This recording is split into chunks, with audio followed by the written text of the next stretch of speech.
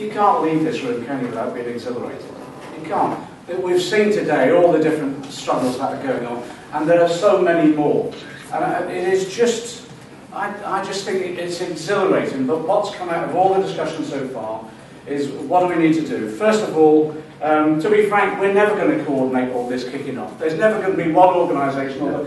Your diaries are just filled up by the dates announced this morning, and there's so much more. But the most important thing is just that we share information as best we can, and we do it in a way which is completely comradely and non-sectarian. As soon as someone plants a flag and says, this is the issue I'm campaigning against, this is the concerns that we have, this is the mobilisation we're doing, we just have to be there. And I have to say, at the moment, it's unquestionable that we have to be there in solidarity.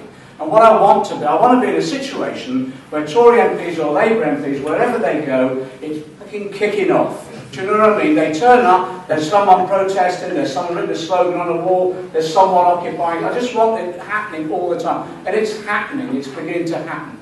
That's the first thing. So it is about an element of coordination, but it's more about a natural solidarity, that you just back it, sharing as much information as possible. The second issue, really, and I just want to raise this issue about the defend the right to protest. Don't think they're going to sit back and just let this happen.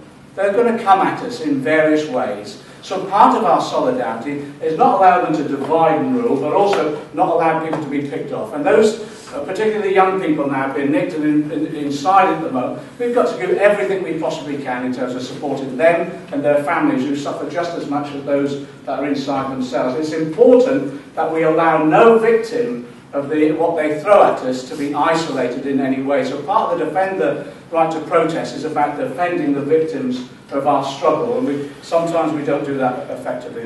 The third point is, don't think it isn't just happening here and across Europe. There are other groups breaking out now. Last week, the London Mining Network published its report on some of the London-based mining companies and the way they're raping the environment across the world, particularly in India and elsewhere.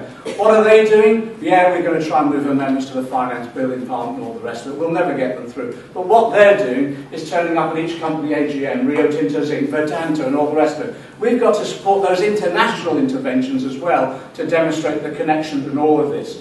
Finally, this is going to break out in unusual places. When we were on the picket line outside McDonald's last week, I was talking to the cops.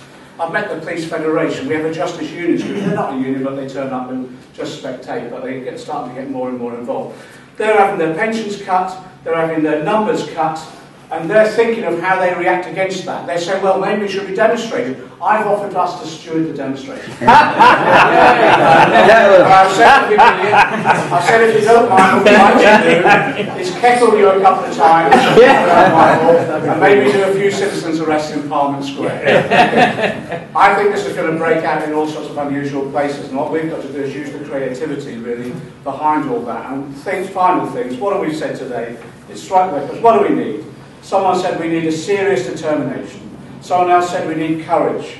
Above all else, we need solidarity. And that's what this is all about. Solidarity.